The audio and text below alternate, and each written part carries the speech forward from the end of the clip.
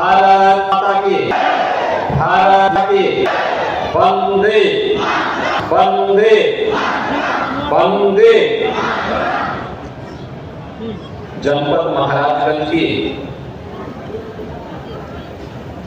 940 करोड़ की परियोजनाओं के लोकार्पण की दृष्टि से आज मुझे जनपद में आने का सौभाग्य प्राप्त हुआ है। दीपावली के पहले चौक समेत पूरे महाराजगंज वासियों को ये 940 करोड़ रुपए की चुनाव का हार मिल रहा है। मैं इसके लिए आप सभी महाराजगंज वासियों को हृदय से बधाई देता हूँ, दीपावली की मंगल में शुभकामनाएं देता हूँ। और इन 940 करोड़ रुपए में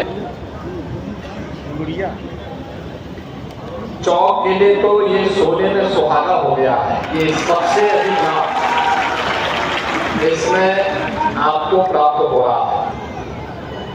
आज के लोकार्पण और शिलान्यास कार्यक्रम में मंच पर उपस्थित जनपद महाराजगंज के लोकप्रिय सांसद और केंद्रीय मंत्री माननीय श्री पंकज चौधरी जी, जिला पंचायत अध्यक्ष श्री रामचंद्र पटेल जी, श्री जयमंगल प्रिया जी, विधायक सिसवा श्री प्रेम सागर पटेल जी, विधायक बलियारा श्री ज्ञानेंद्र सिंह जी, विधायक नौतनवा श्री त्रिपाठी जी, भारतीय जनता पार्टी के जिला के अध्यक्ष श्री संजय पांडे जी, नगर पंचायत अध्यक्ष चौक श्रीमती संगीता देवी जी, सभी पार्षदगण, ब्लॉक प्रमुखगण, जिला पंचायत के सदस्यगण, ग्राम प्रधानगण और चौक और महाराजगंज से जुड़े हुए सभी उपस्थित बहनों और भाइयों, 940 करोड़ रुपए की परियोजनाओं के लिए चौक समेत पूरे महाराजगंज वासियों को मैं हृदय से बधाई देता हूं, अपनी शुभकामनाएं देता हूं।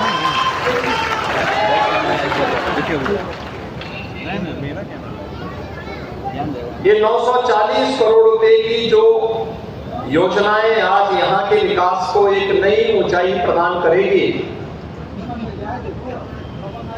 इसमें नगर पंचायत चौक के अपने स्वयं के भवन, नगर पंचायत पलियारा के स्वयं के भवन के साथ ही अन्य ऐसे जो भी स्थानीय निकाय से जुड़े हुए नवनिर्मित भवन है, उनके लोकार्पण का कार्यक्रम,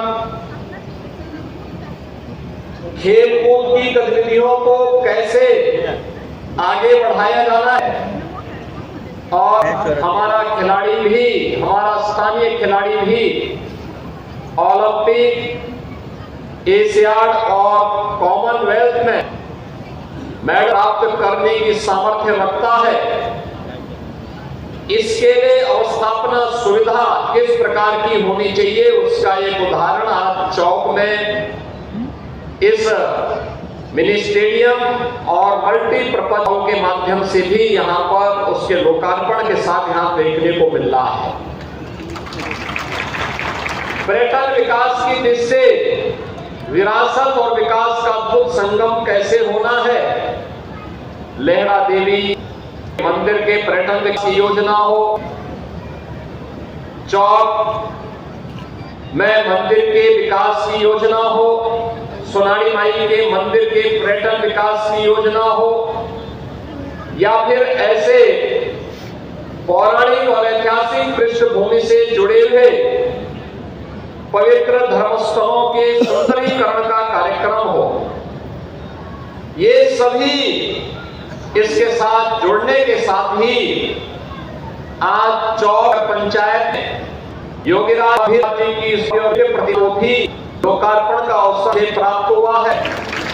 मैं इस अवसर पर चौक नगर पंचायत को हृदय से धन्यवाद देता हूं। उन्होंने गंभीरनाथ जी का स्मरण किया। योगीराज गंभीरनाथ जी गोरखनाथ मंदिर नाथ पंथ के एक बहुत सिद्ध योगी थे। यद्यपि आज से 107 वर्ष पूर्व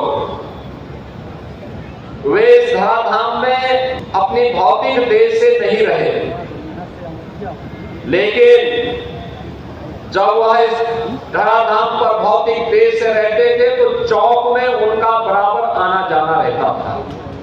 चौक में आते थे तब साधन नहीं हुआ करते थे, लेकिन उनके हाथी के माध्यम से ही उनको यहाँ पर आना पड़ता था। तब ये जनपद अलग नहीं था, गोरखपुर जनपद का एक हिस्सा था, एक तहसील के रूप में जाना जाता था और सुबह से लेकर शाम तक चलने का समय लगता था और फिर उनको यहाँ आने का अवसर प्राप्त होता था। कई दिन यहाँ रहते थे। यहाँ की व्यवस्था देखने के बाद फिर बाबा यहाँ के लोग अपना सिद्ध के वापस गोरखपुर जाते थे। और इतने वर्ष के बाद आप सोचे 1917 में उन्होंने अपनी भौतिक देह को छोड़ा था और 2023 में उन मूर्ति के माध्यम से चौक में उनका स्मरण हुआ है। यह उस दिव्य विभूति के प्रति चौक की जनता की ओर से, नगर पंचायत की ओर से कृतज्ञता ज्ञापित करने के प्रति व्यक्त करने का एक मार्ग बना है। मैं इसके जो कि मैं स्वयं बाबा गंभीरनाथ जी आई हूं, तो इस दृष्टि की जनता को धन्यवाद देता हूं कि उन्होंने नगर पंचायत के माध्यम से योगीराज बाबा गंभीरनाथ जी का स्मरण किया। बहनों और भाइयों, प्रधानमंत्री मोदी जी ने देशवासियों को विकास को विरासत के साथ जोड़ने का एक आह्वान करते हुए 2047 में भारत को दुनिया की एक बड़ी शक्ति के रूप में स्थापित करने के लिए आत्मनिर्भर और विकसित भारत की परिकल्पना को साकार करने का आह्वान किया है। आत्मनिर्भर और विकसित भारत बनाने के लिए हम सब के स्तर पर क्या प्रयास होना चाहिए, यह आज के अवसर पर आत्मावलोकन हो सकता है। याद करिए, सरकार अपना कर रही है, केंद्र सरकार मिलकर के अपने अपने कार्य, युद्ध स्तर पर कार्य हो रहे हैं, बड़े बड़े कार्य हैं, कहीं एयरपोर्ट, कहीं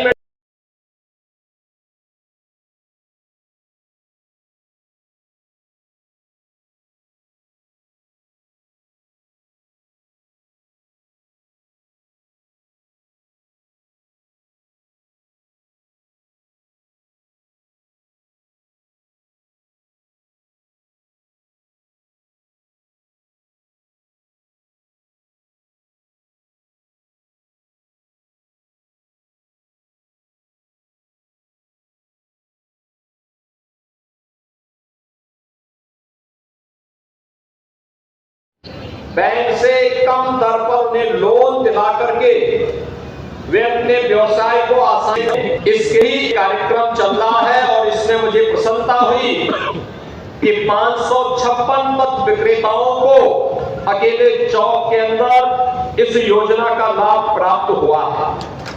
आप सोचिए, 2020 में 20 दिसंबर 2020 में आपका चौक नगर पंचायत बना और मात्र 4 साल में 3704 लोगों को एक आवास इस नगर पंचायत प्राप्त हो गया। क्या 3704 लोगों को कल्पना ही नहीं कर सकता। और यहाँ पे 4 आंगनबाड़ी केंद्रों का निर्माण भी हो रहा है। चौक समेत आसपास के जो भी गांव नगर पंचायत में आए हैं, इनमें भी विकास के कार्य तेजी के साथ आगे बढ़ाने का कार्य हो रहा है। और साथ साथ यहाँ पर अभी आपका भव्य भवन नगर पंचायत का बनकर के भी यहाँ पर तैयार हुआ है। मैंने भी यहाँ प्रशासन से इसी बात में कहा कि ग्राम सभा का निर्माण हुआ गाँव में, ग्राम सचिवालय हमने कुछ कार्य तैयार की और ग्राम में कंप्यूटर ऑपरेटर दे रखा। एक कंप्यूटर ऑपरेटर गांव के लोगों को ये सभी सुविधाएं गांव में उपलब्ध करा रहा है। वह आय प्रमाण पत्र हो, जन्म हो, मृत्यु प्रमाण पत्र हो, निवास प्रमाण पत्र हो, चाहे वह जो भी आवश्यकता जिसके लिए जिले में, तहसील में, ब्लॉक में एक सामान्य नागरिक को जाना होता था, आज सभी सुविधा गांव में ही ग्राम सचिवालय में प्राप्त हो। एक व्यवस्था आज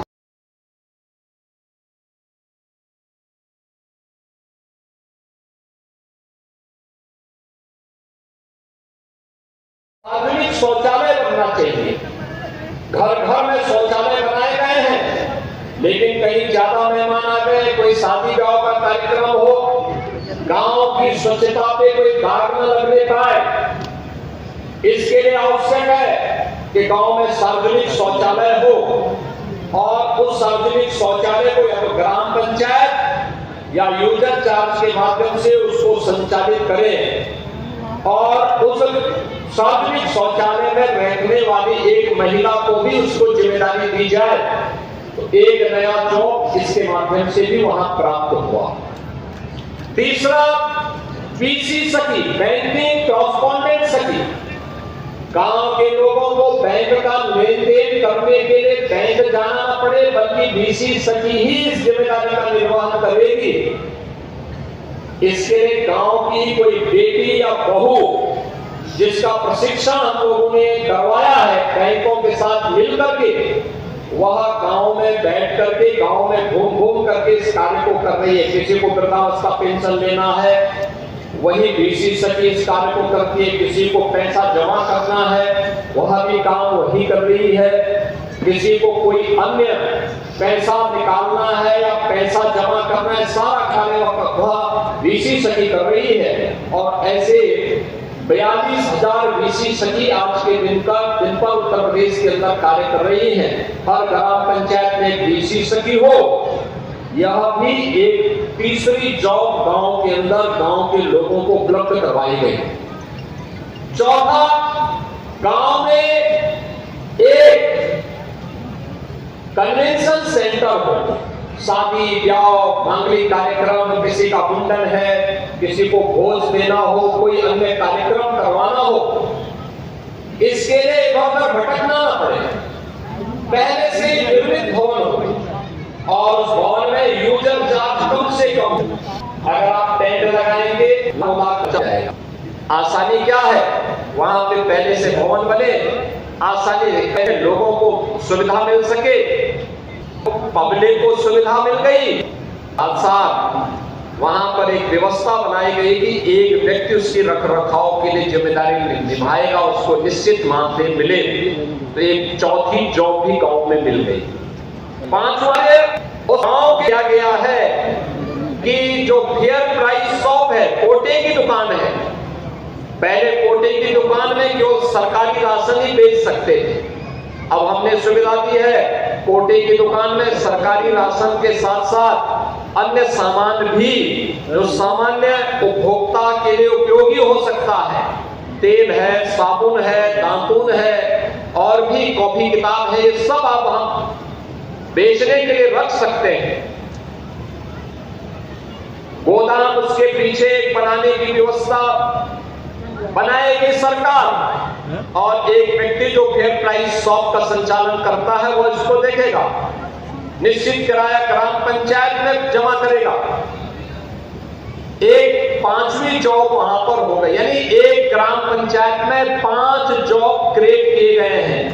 ऐसे ही नगर पंचायतों में भी हमें करने की तैयारी करनी चाहिए।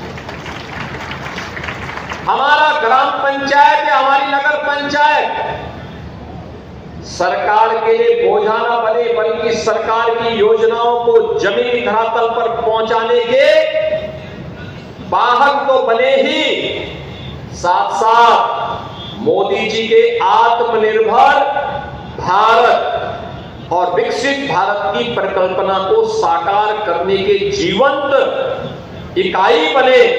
इसके लिए आवश्यक है कि हम अपनी नगर पंचायत को और अपनी ग्राम पंचायत को भी आत्मनिर्भर बनाने की दिशा में कार्य करें। ये संभव है, ये हो सकता है। आपने कहीं वेंडिंग जोन बनाया, स्ट्रीट वेंडर को वहां व्यवस्थित रूप से उनको अलग अलग छोटे छोटे उनकी दुकानें बनवा करके उनको दी, उनसे महीने का एक यूजर चार्ज किराए के रूप में लीजिए, आपकी अतिरिक्त इनकम होगी और सड़क का जाम भी खुलेगा, साथ साथ नए लोग वहां पर रोजगार के साथ जुड़ेंगे। नौकरी भी है, रोजगार भी है, लोगों की सुविधा भी है और एक स्वच्छ और सुंदर जगह लोगों को देखने को भी मिलेगी। आपकी नगर पंचायत है, आपके पास लैंड है, आपने कोई शॉपिंग कॉम्प्लेक्स बना दिया, आपके गांव में आपकी नगर पंचायत में तालाब है, अगर कोई देवालय से जुड़ा हुआ तालाब है तो उसको छोड़िए, शेष अन्य कोई तालाब है उसमें मत्स्य पालन का काम करिए, अतिरिक्त इनकम नगर पंचायत की होगी, या अन्य ऐसे कार्यक्रमों को उसके माध्यम से चलाना जो अतिरिक्त इनकम नगर पंचायत की कर सके।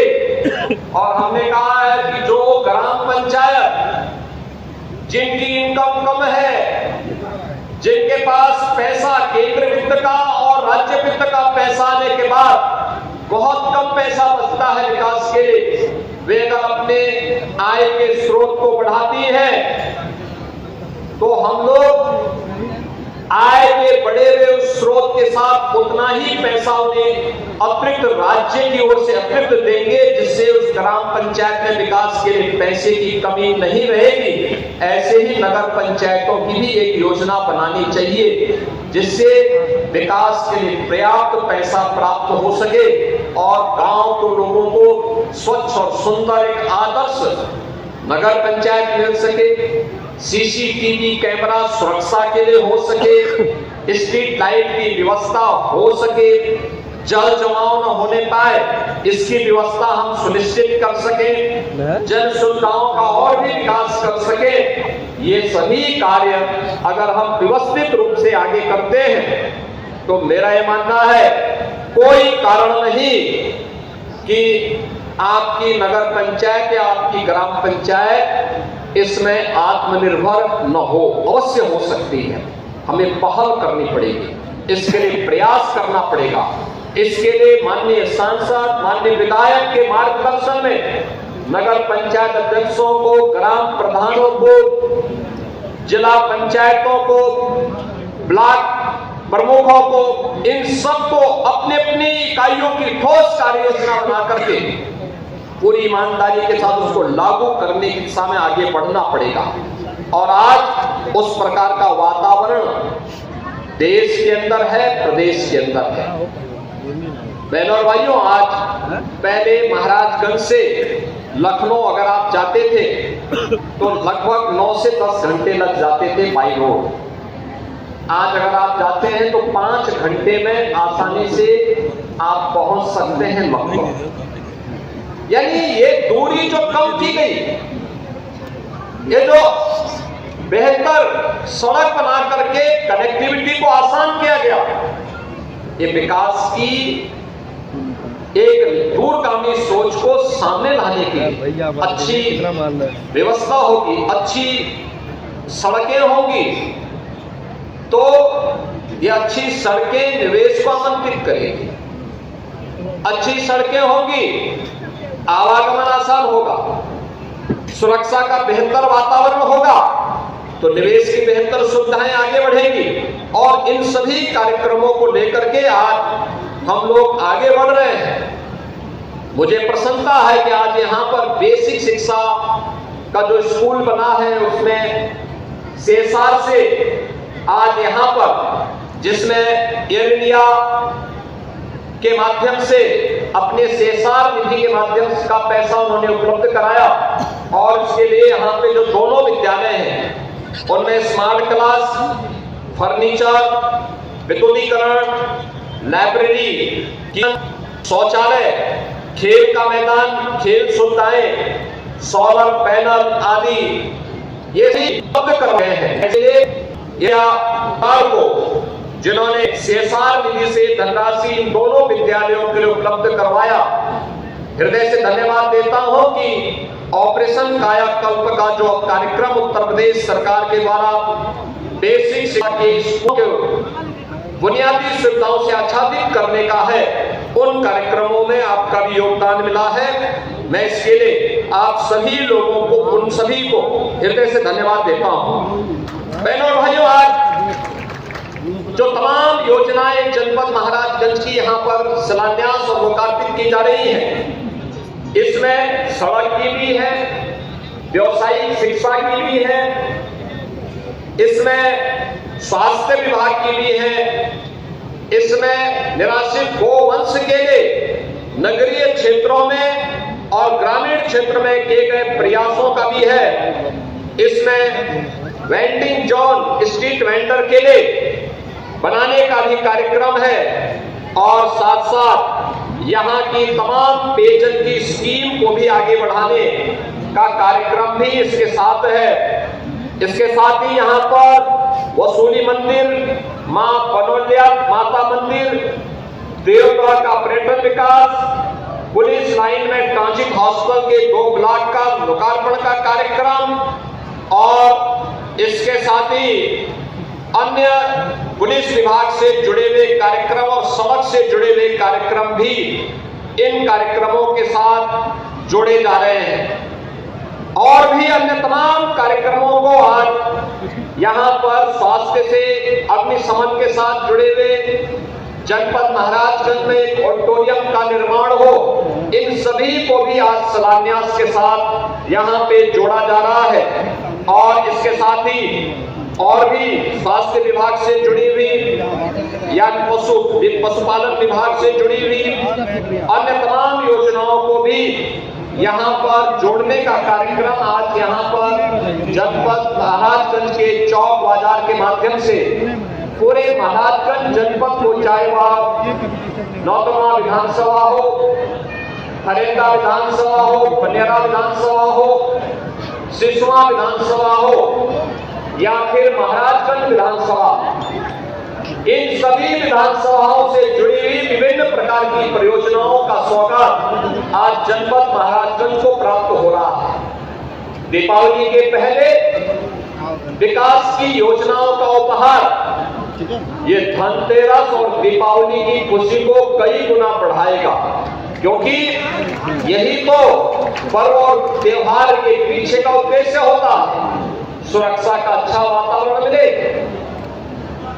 सौहार्दपूर्ण वातावरण में हम विकास की योजनाओं को आगे बढ़ा सकें। विकास और विरासत का बेहतर समन्वय के लिए कहीं लेड़ा देवी मंदिर में, कहीं पर अन्य पुरानी देवालयों के सुंदरीकरण और उनके पर्यटन विकास की योजनाओं को भी मूर्त रूप दिया जा रहा है। तो हमारे विकास की जो सबसे आधारभूत इकाई है, ग्राम पंचायत के लिए या फिर नगर पंचायत के विकास के लिए उनका अपना स्वयं का भवन बने, वहां पर सॉलिड और लिक्विड वेस्ट के लिए बेहतरीन प्रबंधन हो, ये सभी कार्य एक साथ करने के कार्य किए जा रहे हैं। आज मैंने प्रशासन से इसी बारे में कहा है कि जैसे ग्राम सचिवालय काम कर रहा है, ऐसे ही नगर पंचायतों का सचिवालय नगर पंचायत भवन के माध्यम से होते हुए दिखना चाहिए, जिससे चौक के लोगों को अपना सर्टिफिकेट बनाने के लिए महाराजगंज न जाना पड़े, बल्कि चौक के लोगों को चौक में, पनियारा के लोगों को पनियारा में, सिसवा के लोगों को सिसवा में, नौतनवा के लोगों को नौतनवा में, फरेंदा के लोगों को फरेंदा में इस सुविधा का लाभ आय प्रमाण पत्र, जाति प्रमाण पत्र, निवास प्रमाण पत्र या खतौनी की नकल या जमीन से संबंधित रिकॉर्ड की नकल, ये सभी सुविधाएं वहां उपलब्ध हो सके। हमें इस दिशा में नए प्रयास को आगे बढ़ाने की आवश्यकता है। आज के इस अवसर पर मैं एक बार फिर से आप सभी को, महाराजगंज वासियों को, चौक वासियों को इतनी बेहतरीन सुविधा के, पहले ग्राम पंचायत था, मुझे याद है महाराजगंज से चौक आने के लिए सड़क की स्थिति कितनी खराब थी और मुझे कई बार लिखना पड़ता था। बोलना पड़ता था। हम लोगों को उस समय प्रशासन से भी, शासन से भी गुहार करनी पड़ती थी। और आज कितनी अच्छी सड़क, चौक के अंदर, चौक तो ऐसे लगता है जैसे लखनऊ का हजरतगंज बन गया। और यानी विकास, लेकिन इस विकास को बनाए रखना, एक स्वस्थ प्रतिस्पर्धा होनी चाहिए कि नगर पंचायत बन गई, विकास भी हो रहा है, इस विकास को सुरक्षित रखना, इसको आगे बढ़ाना। हम अपने नगर पंचायत को आदर्श बनाएंगे। स्वस्थ प्रतिस्पर्धा जनपद के अंदर भी हो, ग्राम पंचायतों में स्वच्छता के लिए, विकास की योजनाओं के संरक्षण के लिए, इनकम को बढ़ाने को लेकर के। और अगर स्मार्ट सिटी बन सकती है तो स्मार्ट नगर पंचायत क्यों नहीं बन सकती? सेफ सिटी बन सकती है तो सेफ नगर पंचायत क्यों नहीं बन सकती? और जब आप अपने जनपद का स्थापना दिवस या महोत्सव मनाते हैं, उस महोत्सव में वहां के चेयरमैन और वहां के पार्षदों का सम्मान किया जाना चाहिए और उस ग्राम पंचायत का सम्मान किया जाना चाहिए जिन्होंने अपने स्तर पर पहल करके अपने गांव को आदर्श गांव बनाया है या आदर्श नगर पंचायत बनाया है, जिससे औरों से प्रेरणा प्राप्त कर सके। आज के लिए मैं आप सब एक बार फिर से इन युवाओं की हृदय से बधाई देता हूं, अपनी शुभकामनाएं देता हूं और दीपावली की मंगलमय शुभकामनाएं भी आप सबके प्रति व्यक्त करते हुए अपनी वाणी को विराम देता हूं। धन्यवाद। जय हिंद। बहुत बहुत धन्यवाद, आभार माननीय मुख्यमंत्री जी आपके प्रेरणादायी उद्बोधन के लिए। मैं अनुरोध करूंगी जिलाधिकारी महोदय श्री अरुणय झा जी से कि जिला प्रशासन की ओर से स्मृति चिन्ह माननीय मुख्यमंत्री जी को भेंट करें। और माननीय सदर विधायक जी श्री जयमंगल जी से अनुरोध करूंगी रुपया बधाएं और धन्यवाद ज्ञापित करें।